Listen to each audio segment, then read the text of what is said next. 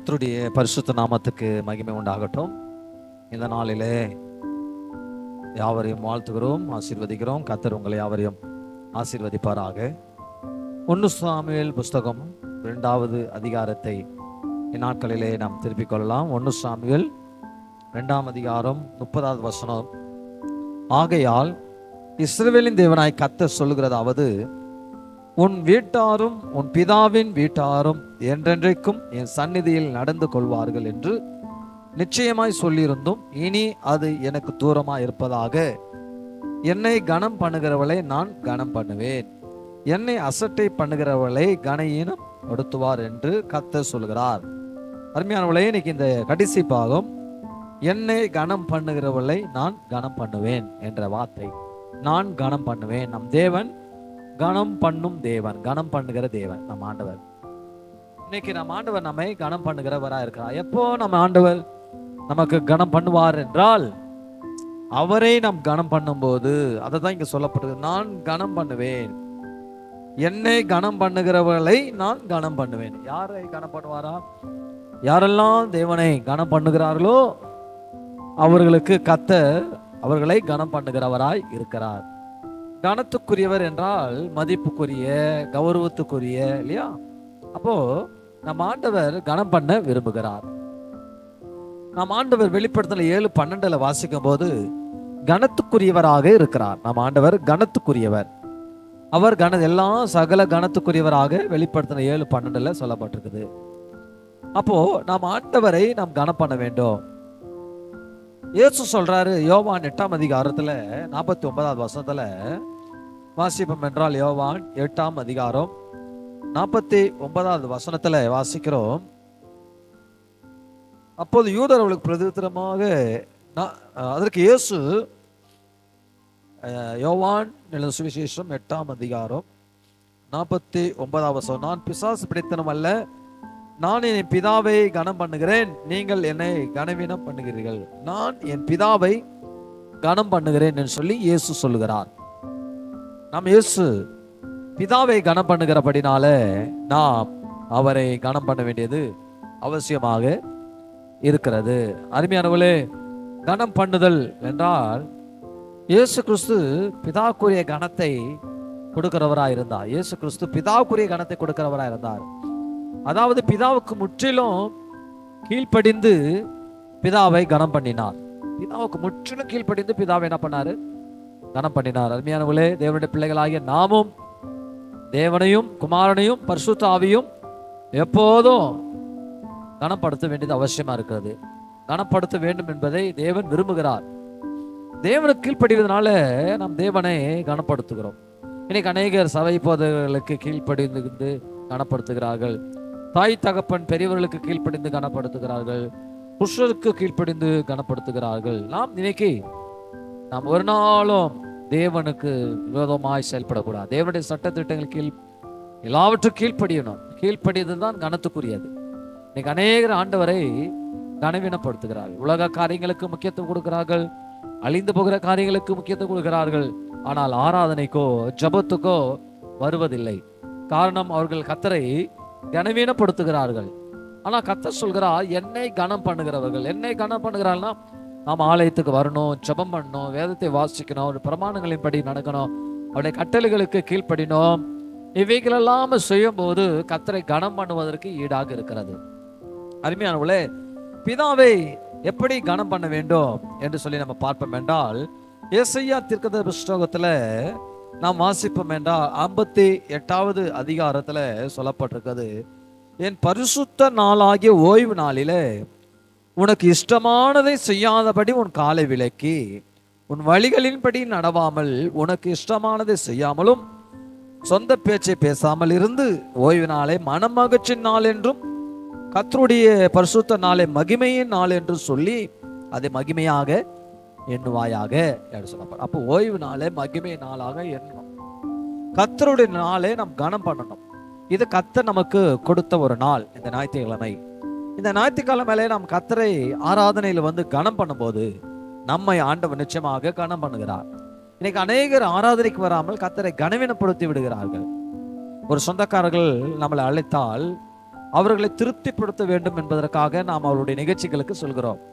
நம்மால முடியவில்லை என்றாலும் கூட நம்ம அழைத்து விட்டார்களே, நமக்கு பத்திரிக்கை கொடுத்துட்டாங்களே, போலியானா அது நல்லா இருக்காது, மதிப்பா இருக்காது, நம்ம மதிக்காம போயிட்டாங்களேன்னு சொல்லுவாங்களே சொல்லி அவர்கள் நம்மை மதிக்க வேண்டும் என்பதற்காகவே நம்முடைய காரியங்களை ஓரம் கட்டி வைத்து விட்டு அந்த நிகழ்ச்சிகளிலே கலந்து கொள்வோமே.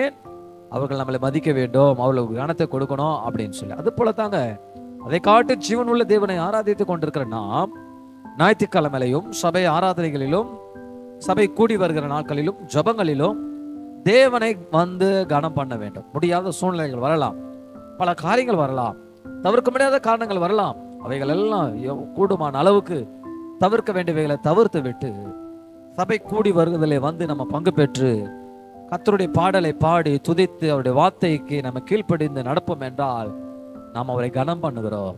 நாம் அப்படி கனம் பண்ணும்போது நிச்சயமாய் கர்த்தர் ஜீவனுள்ள தேவன் உங்களையும் கனம் பண்ண வல்லவராக இருக்கிறார். ஆமென்.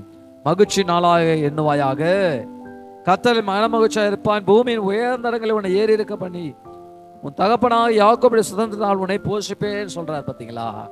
கர்த்தருக்குரிய நாளை நாம் கனப்படுத்தும் போது கர்த்தர் நம்மை எப்படி கர்த்தர் யாக்கோபுடைய சுதந்திரத்தினால நம்மை போஷிக்கிறாராம்.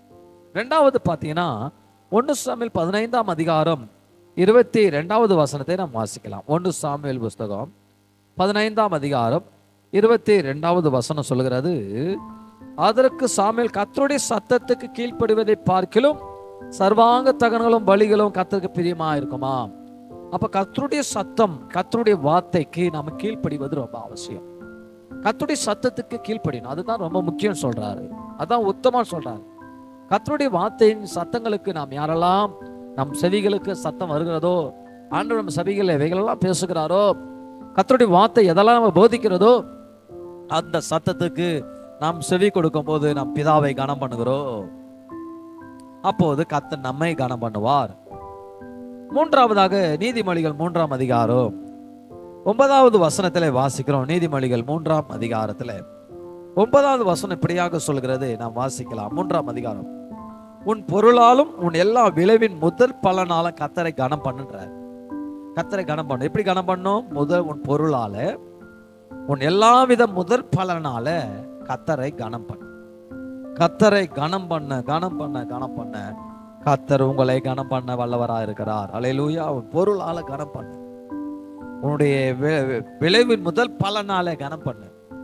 கனம் பண்ணும்போது கர்த்தர் நிச்சயமாக உங்களை கர்த்தர் கனம் பண்ணி உங்களை ஆசீர்வதிக்கிறவராக இருக்கிறார். அருமையானவர்களே, அப்போ நாம் பிதாவை எப்படி கனம் பண்ண முடியும்? கர்த்தருடைய ஓய்வு நாளுக்கு வரும்போது கர்த்தரை கனம் பண்றோம், வசனத்துக்கு கீழ்ப்படிவதனால அவரை கனம் பண்றோம், முதல் பலனாகிய கனிகளை நாம் தேவனுக்காய் கொடுக்கும் போது அவரை கனம் பண்ணுகிறோம். அப்போ கனம் பண்ணும்போது நிச்சயமாகவே கர்த்தர் நம்மை ஆசீர்வதிக்கிறவரா இருக்கா. வேதத்திலே நாம் வாசிக்கிறோம், பழைய ஏற்பாட்டு காலங்களில யோசிப்பு தேவனை அதிகமாய் கனம் பண்ணி கீழ்ப்படிந்தான், சத்தியத்தை கீழ்ப்படிந்தான். இந்த பாவத்துக்கு நான் உடன்பட மாட்டேன் என்ற சத்தியத்தை அவன் அறிந்திருந்ததுனாலதான் அவன் தேவனை கனம் பண்ணணும் என்று நினைத்துதான் பாவத்தை விட்டு விலகினான். கர்த்தர் அவனை கனப்படுத்தி பார்வோன் ஸ்தானத்துல அதிபதியாக கர்த்தர் மாற்றினார். மொர்தெகாய் என்ற மனிதனை குறித்து பார்க்கிறோம். அவன் அரண்மனை முற்றத்தில் அவன் இருக்கிறவனா இருந்தான். யூத ஜனங்கள் அழிக்கப்பட போகிறார் என்பதை கேள்விப்பட்ட போது அவன் ஜெபிக்கிறவனாய் காணப்பட்டான். எஸ்தர் ராணியோடு சேர்ந்து உபவாசித்து ஜெபித்தான்.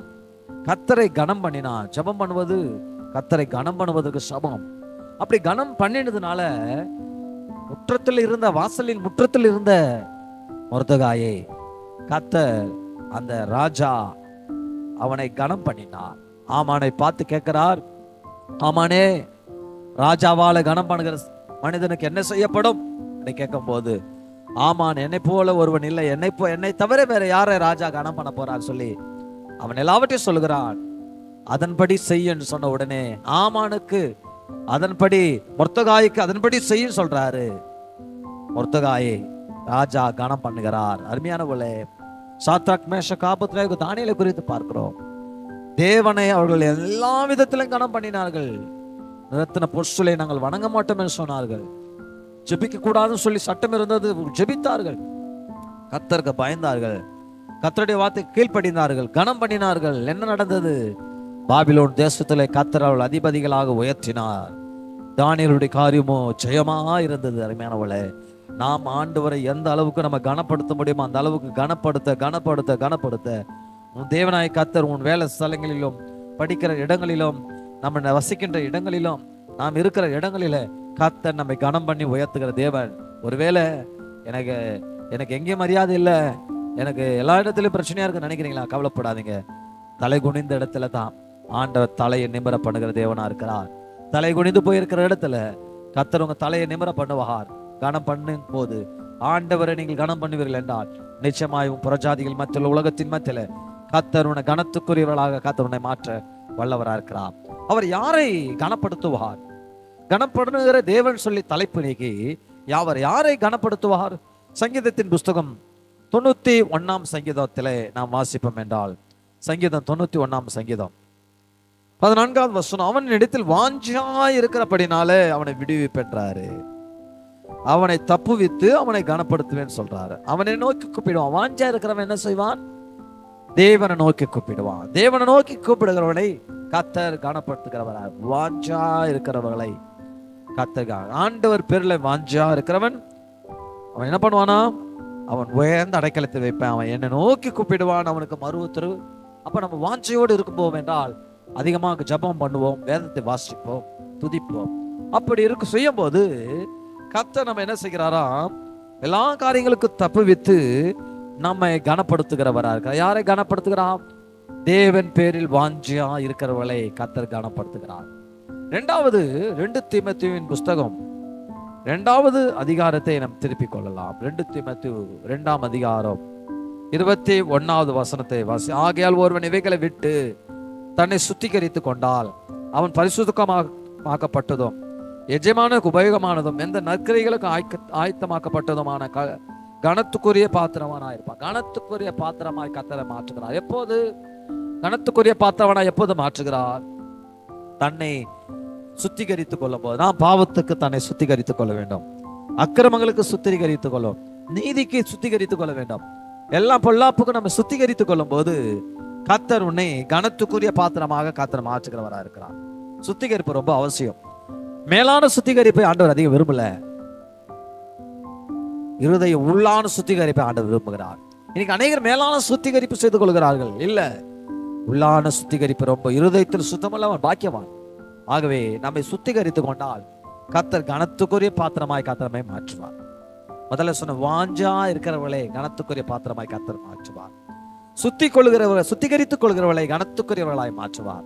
மூன்றாவது யோவான் 12ஆம் அதிகாரம் 26வது வசனத்துல சொல்லப்பட்டிருக்குது. யோவான் 12ஆம் அதிகாரம் 26வது வசனம், ஒருவன் எனக்கு ஊழியம் செய்கிறவனானால் என்னை பின்பற்ற கடவன். நான் எங்க இருக்கிறேனோ அங்கே என் ஊழியக்காரன் இருப்பான். ஒருவன் எனக்கு ஊழியம் செய்தால் அவனை பிதாவானவர் கனப்படுவார். ஊழியம் செஞ்சா பிதா அவனை கனப்படுவார். ஊழியம் செய்கிறவளை கர்த்தர் கனப்படுவார். ஊழியக்காரர்கள் மாத்திரம் அல்ல, சபை விசுவாசிகளா இருக்கிற நீங்கள் பல பேருக்கு சுவிசேஷத்தை அறிவிக்க வேண்டும். பாவத்துல அக்கிரமத்துல நரகத்துக்கு போய் கொண்ட ஜனங்களை அந்த அக்னியிலிருந்து அவங்களை விடுவிக்க வேண்டும்.